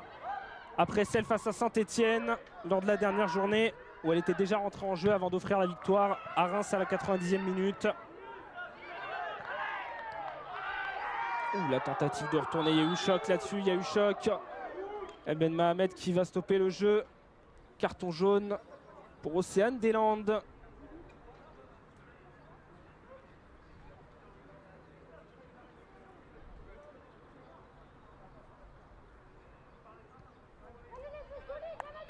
On voit le choc entre les deux joueuses.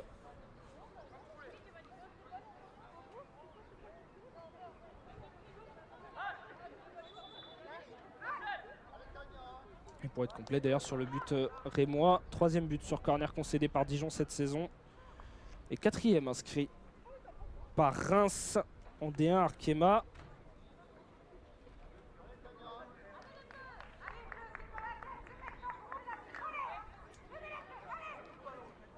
Et ce but qui est venu refroidir un peu le stade des Pousseaux, qu'on a beaucoup entendu pousser son équipe, mais qui là se fait bien plus discret depuis cette égalisation, alors qu'on rentre bientôt dans le dernier quart d'heure de cette partie. Et encore une fois, tout est à refaire pour Dijon.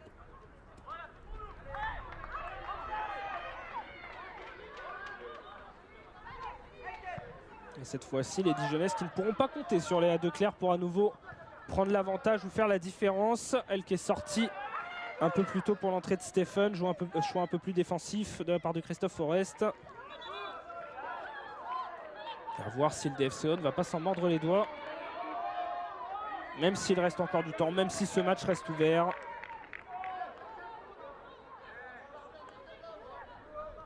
Et à nouveau, ça conteste un peu là. Sur la décision de la centrale. Mais la touche qui va être dijonnaise. Et la faute signalée. Alors que Rose Lavaux avait tenté de partir avec le ballon. Et il va y avoir un rappel à l'ordre là-dessus de Doucouré.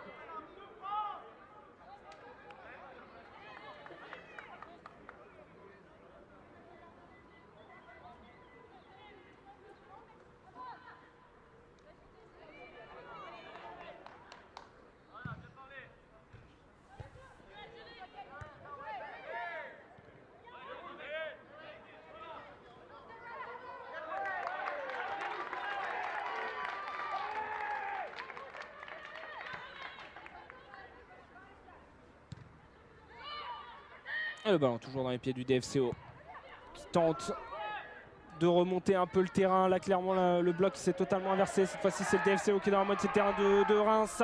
Et la poussée d'Élodie Salin pour tenter de centrer le ballon. Renvoyé en touche. Non, il va être sauvé juste avant par Reims.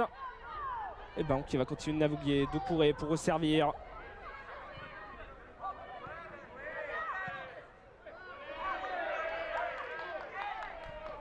Intervention à nouveau, le ballon dans le cœur du jeu cette fois-ci. Stéphane qui ne parvient pas à l'emmener et qui va perdre ce ballon plein axe et qui va ouvrir l'espace pour Reims en contre-attaque.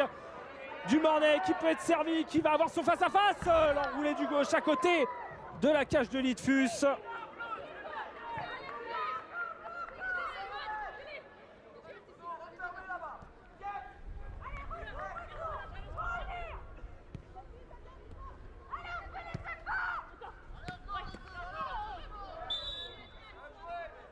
Et la faute là-dessus de Maïkid sur Barrier va permettre à nouveau aux Dijonnaises de remonter.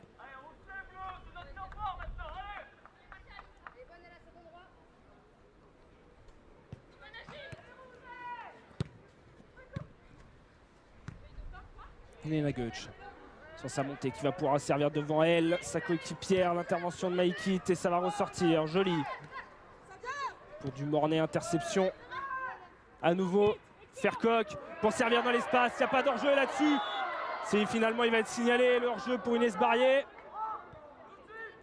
Elle semblait à la limite l'attaquante dijonnaise. C'était pour la Edgel à dire encore une fois, pardon, décidément.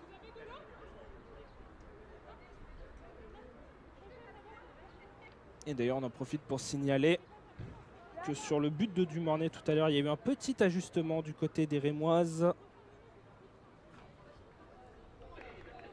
avec visiblement la sortie de Rachel Corbos pour l'entrée de Tania Romanenko.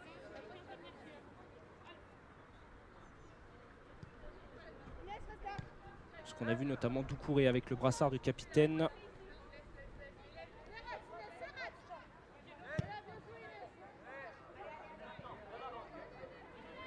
Et là voilà justement Magou Doucouré pour servir devant elle Romanenko. Houchen.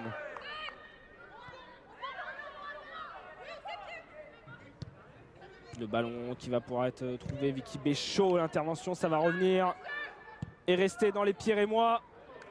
Transversale un peu longue là-dessus pour Kessia Bussy. Mal ajusté.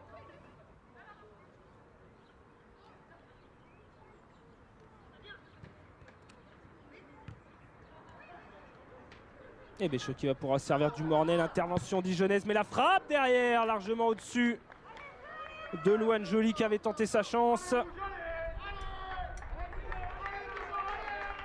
Elle qui avait inscrit son tout premier but de sa carrière en D1 Arkema il n'y a pas si longtemps, justement lors du match face à Montpellier, et ce succès de Bizarin qui avait permis à Reims de valider son maintien en D1 Arkema.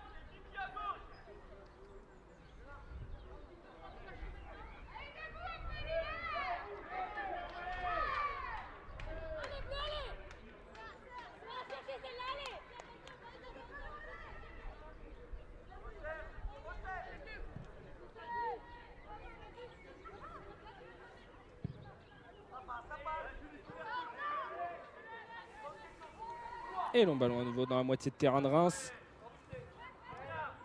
Autant on a déjà eu 3 changements du côté des Rémoises pour mettre un peu plus d'énergie et de peps dans cette fin de rencontre. Autant côté dijonnais, on a eu le droit que à la rentrée de Stéphane en lieu et place de Declercq. Christophe Forest qui veut continuer de faire confiance à son 11 de départ. Lena Gutsch pour contrer le centre de Béchaud.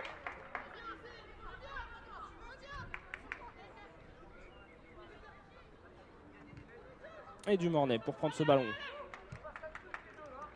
On va jouer à 3, Maïkit avec Joly. Intervention à nouveau de Lena Gutsch. Beaucoup de travail dans ce match pour la défense dijonnaise, aussi bien pour les centrales que pour les arrières latérales. Notamment toujours difficile face à la vitesse rémoise de tenir et de ne pas se laisser dépasser à chaque fois.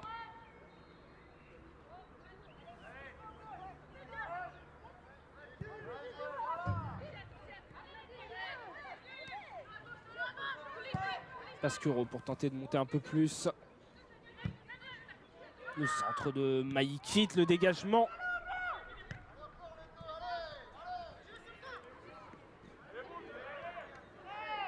Ah, clairement, on le sent, c'est difficile quand même sur cette fin de rencontre. On n'est plus sur le niveau technique de la première période. On n'est plus sur les mêmes bases. Mais Dijon qui continue de pousser. Lena Gutsch en compte. La frappe qui va s'envoler au-dessus de la cage d'Emilia Alvarado. Il y avait beaucoup d'espace sur ce côté droit. Elle n'a pas hésité à le prendre, l'arrière latérale dijonnaise. Mais le tir qui s'envole sur ce coup. Et on va revoir très bon 1-2. Permet d'ouvrir l'espace sur le côté droit. Lena Gutsch qui a pu accélérer, dépasser totalement Maïkit et Deslandes. Mais la frappe qui s'envole finalement. Alors qu'on a visiblement le droit à un nouveau changement.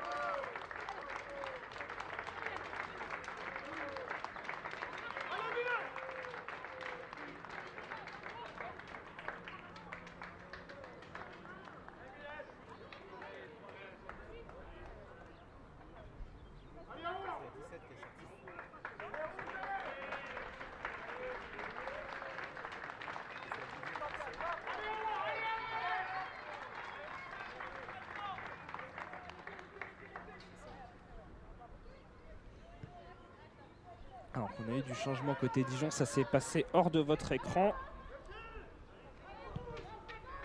L'entrée d'Awa Sangaré.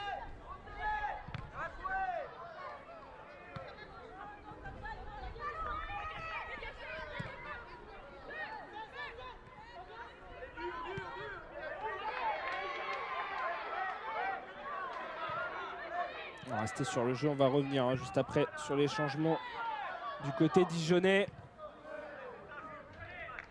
pour tenter justement, on parlait de tenter d'apporter un peu de sang neuf, un peu de peps dans cette fin de rencontre pour potentiellement aller chercher ce but synonyme de maintien côté dijonnais. Là, l'entrée notamment en jeu d'Awa Sangare qui peut y aider.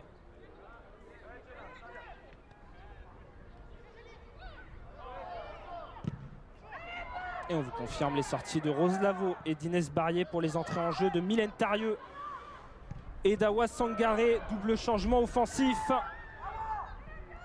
pour faire la différence. Mais c'est Reims qui, pour l'instant, est plus proche du but de la victoire. La frappe largement au-dessus finalement de la cage de Lisa Litfus.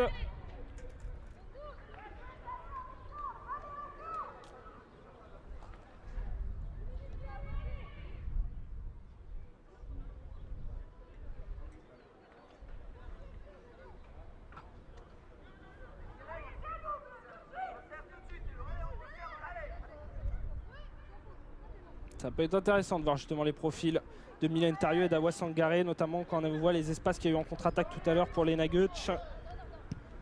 Deux joueuses qui ont l'habitude de jouer en profondeur et qui pourraient pourquoi pas faire la différence. Mais encore une fois, c'est Reims qui pousse le centre de Vicky Béchot contrée et réclamer une main. L'attaquante rémoise là-dessus. Et réclamer une main de Lena Goetsch. Mais elle n'aura le droit qu'à un corner. Le 6e de la partie, le 4e pour Reims.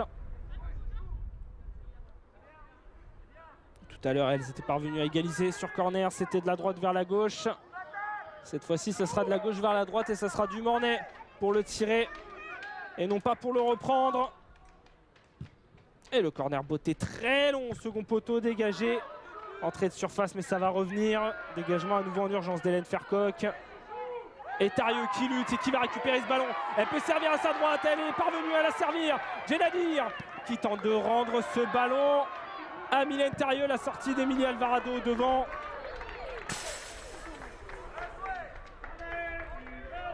Et là, on a eu l'exemple typique de ce qu'on disait juste avant. Les espaces en contre-attaque qui peuvent profiter justement à Tarieux, à Sangare. Peut-être un peu moins à Djenadir qui manque un peu de jus sur cette fin de partie. Et le public du stade d'Ipousso ne s'y trompe pas. La faute signalée là-dessus de la part de Sangare et le ballon qui va être rendu à Reims. Alors que les minutes filent. 86e minute, 2 buts partout dans cette rencontre.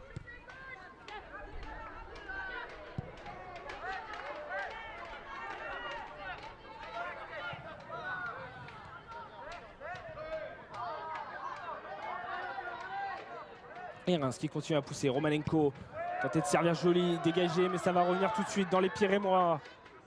Deslandes qui est monté pour venir aider Bussy qui a tenté de se retourner.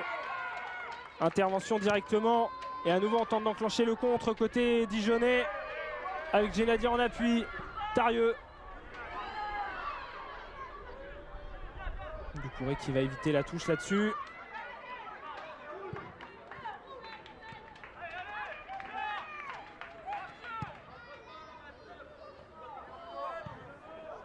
Le duel avec Dumornay qui est tombé, mais le jeu qui va se poursuivre.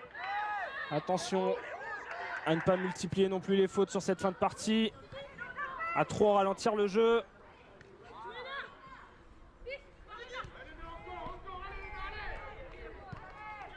Alors qu'on en profite rapidement pour vous confirmer qu'il faudra bien un succès de Dijon pour qu'elle se maintienne en D1 Arkema dès cet après-midi. Soyaux qui a doublé la mise face à Guingamp, 2-0.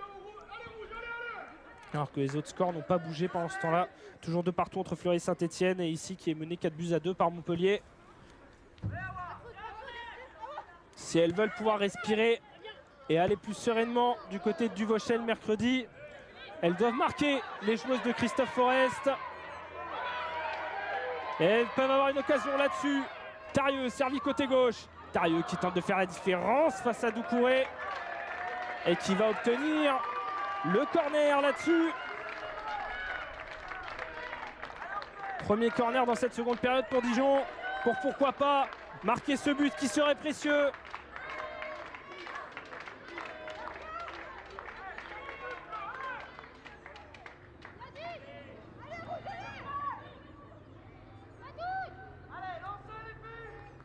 Et il y a du monde dans la surface, le corner beauté au point de pénalty. La tête qui va passer au-dessus de la cage d'Emilie Alvarado. Et la crampe derrière pour Ophélie Cunet qui n'en peut plus. Qui a bien failli marquer pour son potentiel dernier match à domicile. Elle qui n'a plus marqué en D1 depuis mars 2021. C'était ici même du côté des Pousseaux face à Fleury. Dans un match d'ailleurs où Dijon avait été mené 1-0 et s'était finalement imposé 3-1 avec notamment 2 buts dans le temps additionnel de la seconde période. Est-ce que l'histoire se répétera encore une fois?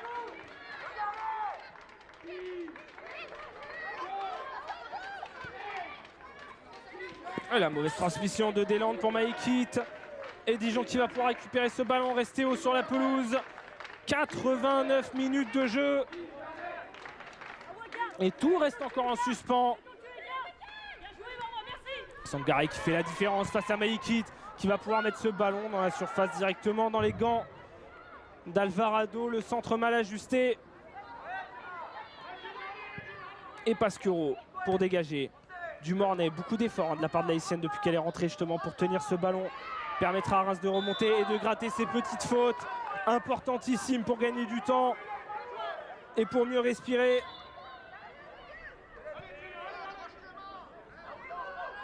Il va falloir surveiller combien de temps additionnel on aura. Tant il y a encore de l'enjeu dans ces dernières minutes. Et le contact entre les deux joueuses, la faute qui va être signalée en faveur de Dijon sur Tirishkina. Et le public des Pousseaux qui réagit directement sur ce petit geste d'anti-jeu.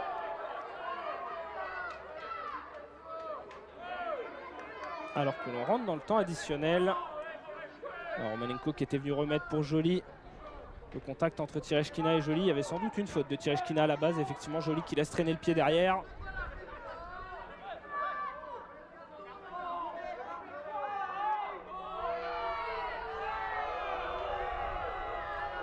Alors qu'on voit Siam Ben Mohamed à droite en discussion avec Doucouré.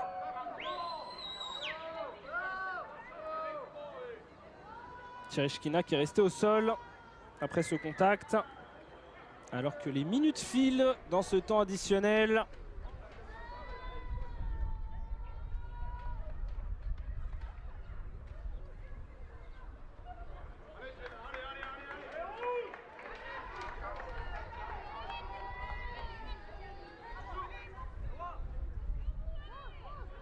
Et 1 minute déjà de passer dans le temps additionnel alors que le jeu n'a pas repris. Tireshkina qui attend pour regagner la pelouse. Un peu de confusion là sur cette fin de match quand même. Et forcément on entend les 22 actrices contester, notamment côté dijonnais. Elles le savent, les minutes qui s'égrènent ne leur sont pas favorables. La faute sur Mylène Tarieux qui va permettre d'avoir un coup franc haut et le carton jaune derrière pour Doucouré. Et si c'était là-dessus, et si Dijon allait chercher son maintien au bout du bout, et s'il répétait comme à Saint-Étienne le scénario du but dans les dernières secondes, dans les derniers instants pour aller chercher ce succès synonyme de maintien.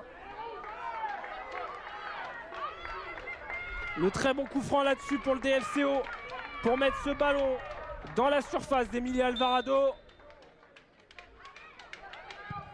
Et il va être beauté court ce coup franc repoussé directement. Joly pour dégager derrière. Très loin. Déjà 2 minutes pleines de passer dans ce temps additionnel du Mornay qui n'est pas parvenu à conserver le ballon derrière. Et touche pour Reims dans la foulée. À voir s'il va en rester une pour Dijon. Une action synonyme de maintien. Ou si elles vont devoir se contenter de ce point de match nul.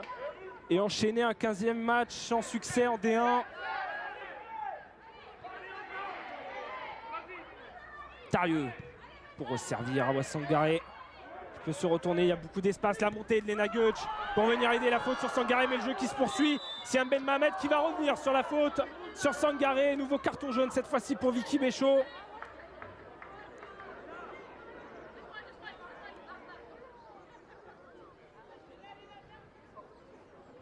Et ce sera peut-être la dernière situation de cette partie, la dernière chance pour Dijon de fêter un maintien à domicile.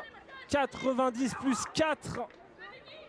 2 buts partout entre les deux équipes et coup franc à venir pour Colin Stephen et le DFCO.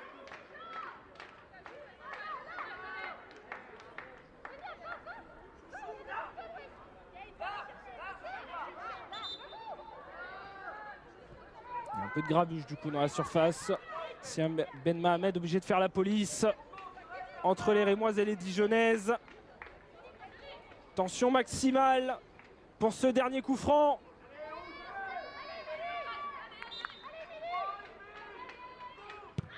Et le ballon botté dans la surface, il y a une Dijonnaise qui est tombée au sol, mais le jeu qui va se poursuivre là-dessus.